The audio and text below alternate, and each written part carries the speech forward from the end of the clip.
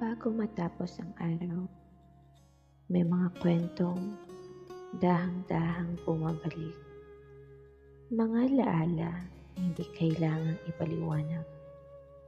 Mga sandaling hindi kailangang ipagsigawan. Ngayong gabi, hayaan mong huminto kahit sandali ang mundo. Isara mo ang iyong mga mata. Huminga ng marahan. Hindi mo kailangang unawain ang kwento. Hindi mo kailangang alalahanin ang lahat. Sapat na ang makinig. Ito ang mga kwentong isinusulat ng alaala at binubulong ng gabi. At kung handa ka na, simulan na natin. Sa bawat henerasyon, may isang lugar kung saan tahimik na naiipon ang mga alaala. Hindi ito palaging pisikal na lugar. Minsan, isa lamang itong pahina sa internet. Isang simpleng profile, isang asol na background, isang panahon na hindi nagmamadali. Noong panahong iyon, bago ang mabilis na scroll, bago ang walang katapusang videos, may isang website na naging tahimik na tambayan ng buong kabataan, Friendster.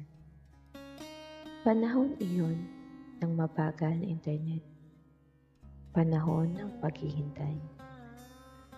Bawat pag-click ay may kasamang pasensya. Bawat pag-load ay may kasamang pag-asa. Sa loob ng isang maliit na computer shop, may amoy ng alikabok, mainit na electric fan, at mahinang ugong ng CPU. Naroon ang mga kabataan, tahimik na nakatitig sa monitor. Asol ang liwanag ng screen. Banayad, hindi masakit sa mata. Parang ilaw sa gabi na nagsasabing, sandali lang, darating din. Ang Friendster ay hindi lamang website. Isa itong pahinga. Isang mundo kung saan pwedeng ayusin ang sarili. Kahit sa paraan lang ng pagpili ng background music. Isang profile na dahang-dahang binubuo. Larawan, about me, testimonials. Ang bawat testimonial ay parang liham. Hindi minamadali. Hindi basta like, may effort, may kwento. Sa gabing tahimik, habang ang buong bahay ay tulog na, may isang kabataang nakaupo sa harap ng computer. Mahina ang ilaw ng kwarto. Naririnig ang mahinang tunog ng dial-up o ang paulit-ulit na ikot ng loading icon. Walang reklamo. Dahil sanay silang maghintay. Ang Friendster ay nagturo ng pasensya na hindi lahat ay agad-agad. Minsan, kailangan mong maghintay ng ilang minuto para lang makita kung may bumisita sa profile mo. At kapag may bagong testimonial, kahit isa lang, parang sapat na iyon para sa buong gabi. Hindi kailangang marami. Hindi kailangang sikat. Ang mahalaga, may nakapansin. May mga gabing paulit-ulit na binubuksan ang profile ng isang taong gusto.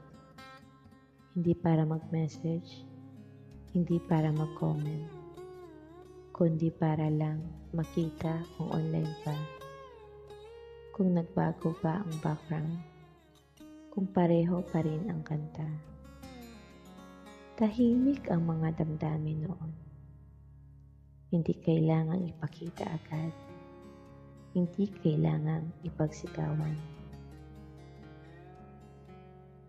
Sa Friendster, natutunan ng maraming kabataan ang simpleng saya ng presensya. Kahit digital lang.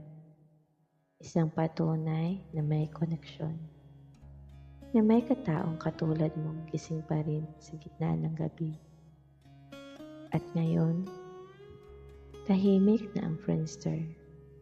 Matagal na itong nawala. Pero ang mga gabing binuo nito, ang paghihintay, ang kaba, at ang simpleng tuwa, nananatili pa rin sa alaala. Sa bawat taong minsang umupo sa harap ng lumang computer, sa bawat asul na liwanag na nagbibigay ng kaunting liwanag sa madilim na kwarto. Nabuhay ang isang henerasyon na marunong maghintay. At ngayong gabi, habang pinipikit mo ang iyong mga mata, hayaan mo bumalik ang mga alaala. Ang tahimik ng pag-click ng mouse, ang banayad na liwanag ng monitor, at ang panahon, sapat na ang simpleng koneksyon.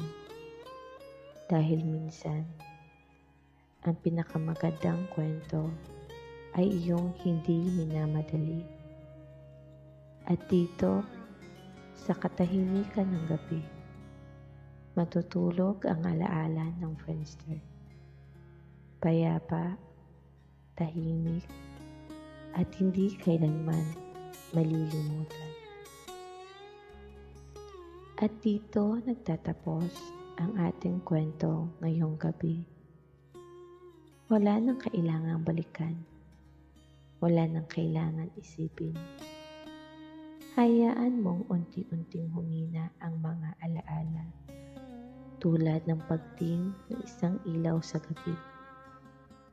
Kung may natitirang bigat sa iyong dibdib, hayaan mo itong magpahinga. Kung may alaala mang bumalik, hayaan mo rin itong dahan-dahang matulog. Sa gabing ito, sapat na ang pahinga.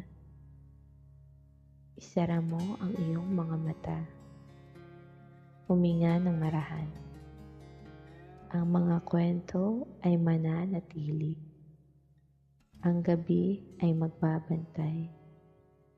At bukas, kung nanaisin mo, may isa na namang kwento na hihintay sa iyo. Maraming salamat sa patuloy ninyong pakikinig. Magandang gabi sa inyong lahat.